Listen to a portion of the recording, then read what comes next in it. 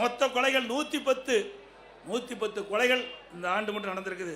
பிப்ரவரி 2026 மொத்த கொலைகள் எண்ணிக்கை 84, மார்ச் 17 எண்ணிக்கை 52.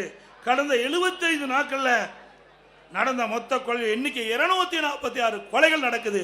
கொலைகள் நடக்காத நாளே இல்லை.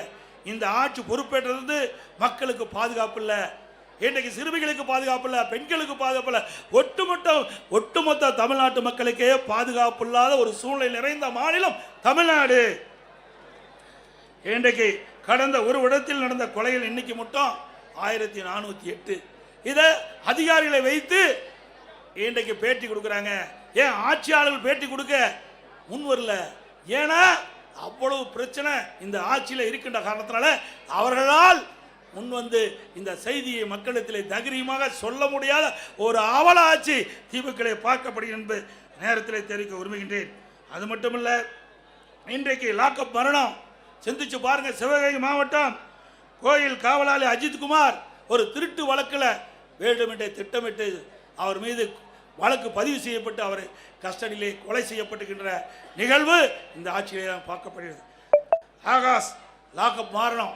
அவர்களும் இன்றைய நிலையில் இந்த ஆட்சியாளர் கொடுமையால் இன்றைக்கு அந்த உயிரை நாம் இழந்திருக்கின்றோம்.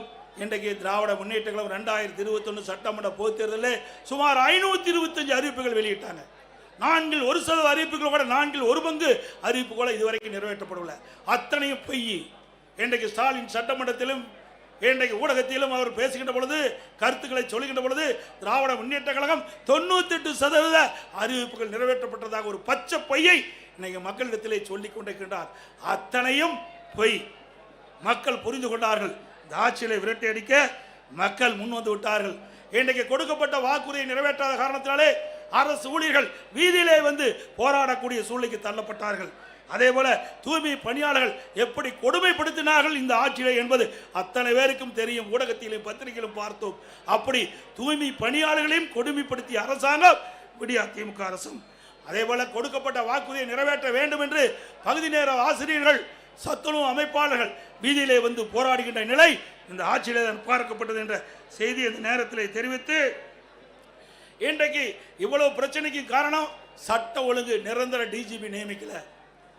கிட்டத்தட்ட 9 மாத காலமாக நீதிமன்றம் குறிப்பிட்டு கூட இன்னும் தமிழகத்தில் ஒரு நிரந்தர சட்ட ஒழுங்கு டிஜிபியை நியமிக்க முடியாத ஒரு திராணற்ற அரசு விடியா திமுக அரசாங்கம் என்பதை நேரத்தில் தெரிவித்து